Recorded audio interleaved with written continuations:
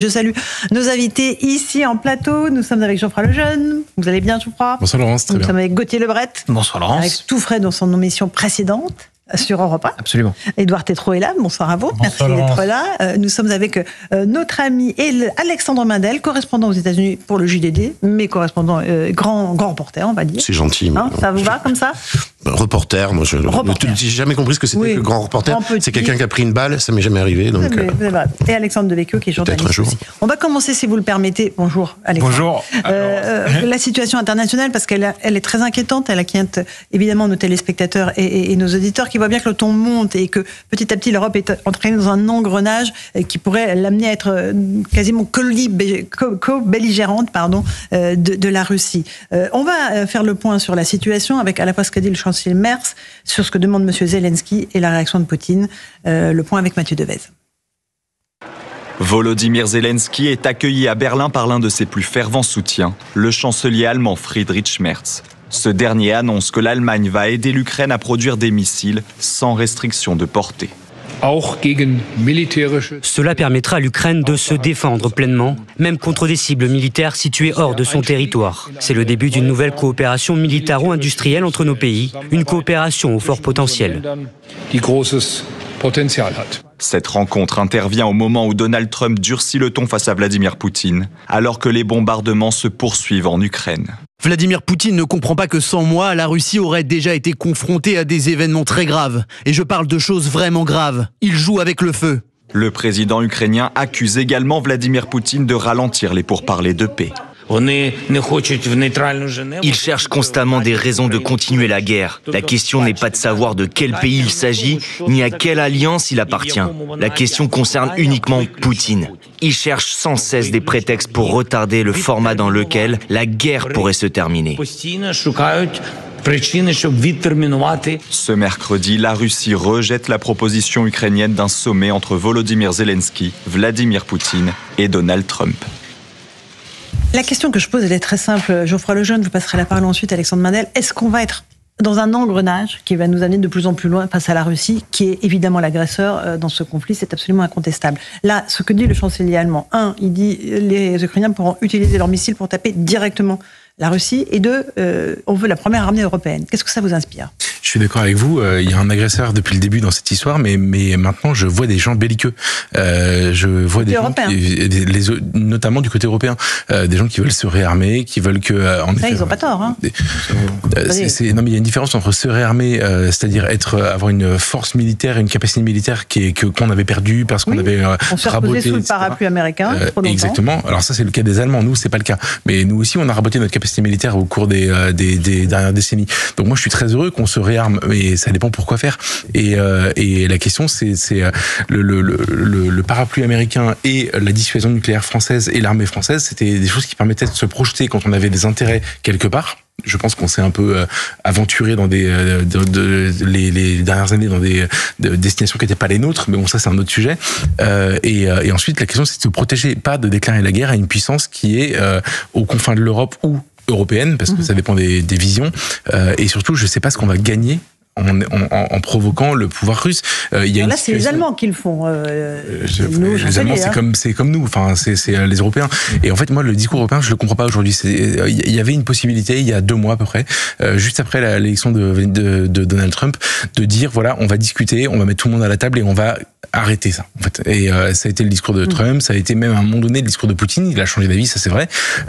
Et nous, on n'a pas joué ce jeu-là à ce moment-là. Et je pense que c'est ça Poutine. Alexandre Mindel. Je pense qu'il passe la parole en premier. Oui, je pense surtout que c'est pas tellement qu'il a changé d'avis. Ouais. Il a surtout profité des atermoiements de l'administration de Trump qui débarquait nettement pas préparé.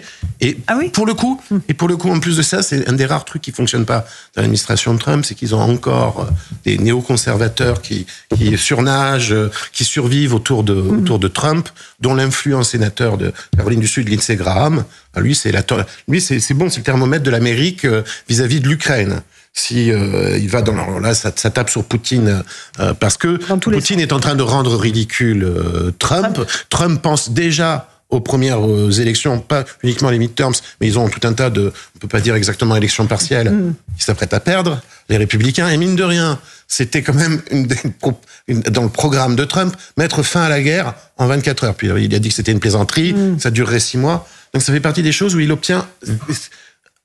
Pour l'instant, pas du tout de résultat. Pas grand-chose. Gauthier Lebret. Je pense qu'on va tous arriver au même constat au bout d'un moment. Vladimir Poutine ne veut absolument pas faire la paix. Il a tout refusé jusqu'ici. Il a refusé de rencontrer Volodymyr Zelensky quand lui était en Turquie pour tenter de rencontrer Vladimir Poutine. Et quand il a dit le contraire il y a quelques semaines, il mentait. Il mentait. Et quand c'est Donald Trump qui dit il est devenu complètement fou et j'ai l'impression d'être pris pour un idiot, bon, c'est le président américain qui veut faire la paix. Et il est vrai qu'en Europe, personne ne parlait autant de la paix avant l'arrivée de Donald Trump à la Maison-Blanche. Donc oui, il y a eu un discours d'Emmanuel Macron à 20h où il disait la nation aura besoin de vous, où on pouvait se poser des questions, mais même je trouve que le voyage à Kiev avec les homologues anglais et allemands était plutôt aussi une volonté de cesser le feu. Ils appellent Trump, ils le mettent en haut-parleur, ils ont une discussion avec Volodymyr Zelensky, ils affirment qu'ils sont tous d'accord pour un cessez-le-feu de 30 jours. Trump dit banco, tout le monde était d'accord pour un cessez-le-feu de 30 jours. Qui a dit non à la fin? Vladimir Poutine. Donc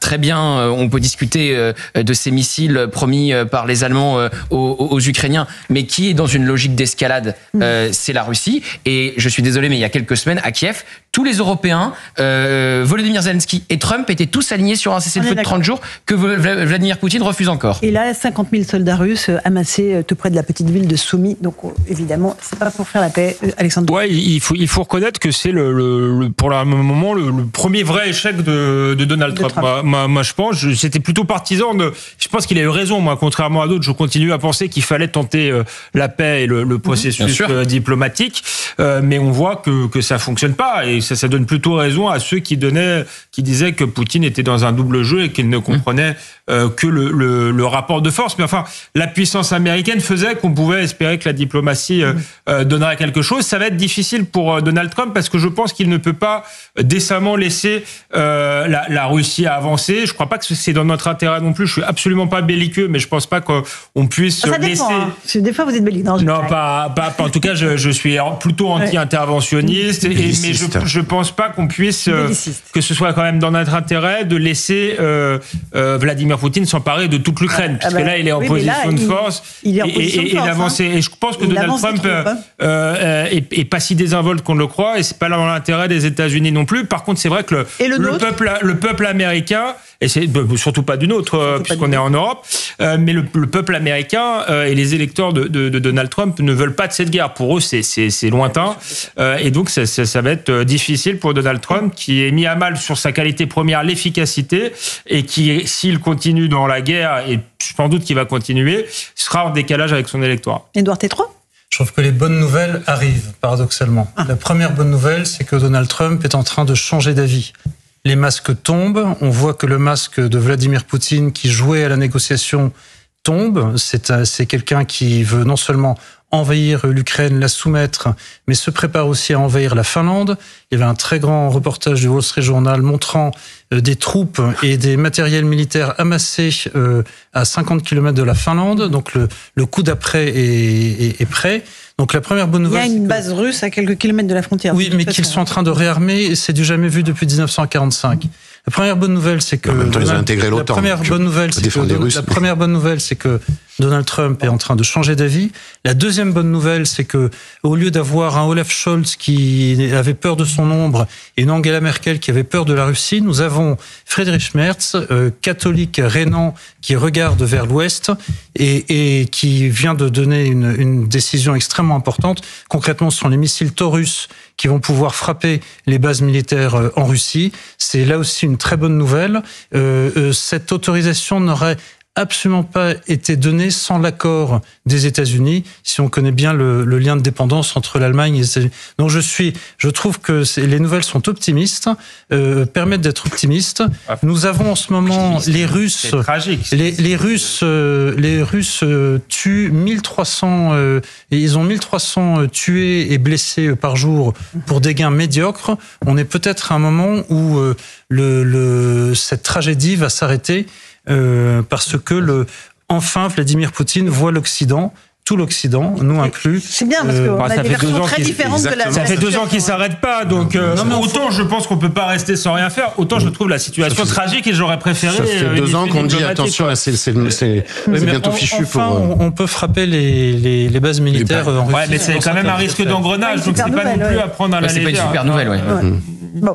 Par ailleurs, que l'Occident soit aligné, c'est pas forcément une bonne nouvelle, parce que quand il fait sa parade sur la place rouge, Vladimir Poutine peut compter sur le soutien des Brésiliens, des Chinois, des Indiens. Ils sont plus nombreux que nous quand même. Faut avoir ça en tête. Et Geoffroy, il faut défendre l'Occident, Geoffroy. Mais moi, je suis bien sûr qu'on le défend. Mais c'est juste qu'il y a une question de force. Un tout petit mot, Alexandre Mandel, sur la Pologne, parce que vous en revenez. Il y a une élection évidemment très importante ce dimanche. Expliquez-nous pourquoi c'est si important, et ce pays évidemment qui est en première ligne. Avec parce que ils ont la première armée de terre aujourd'hui en Europe. Ils dépensent, c'est le pays de l'OTAN qui dépense le plus pour son budget dans l'armée. La Pologne d'aujourd'hui, mais quelqu'un reviendrait du passé d'il y a 20 ou 30 ans, plus rien à voir aujourd'hui avec une puissance militaire et diplomatique. Et ils sont pas d'accord, les deux candidats sont à 50-50, et ils sont pas d'accord sur la suite. Ces deux candidats, et notamment sur l'adhésion de l'OTAN, de l'Ukraine à l'OTAN et à l'Union européenne. Le candidat conservateur du PiS, Nawrocki, dit il est hors de question que l'Ukraine, etc.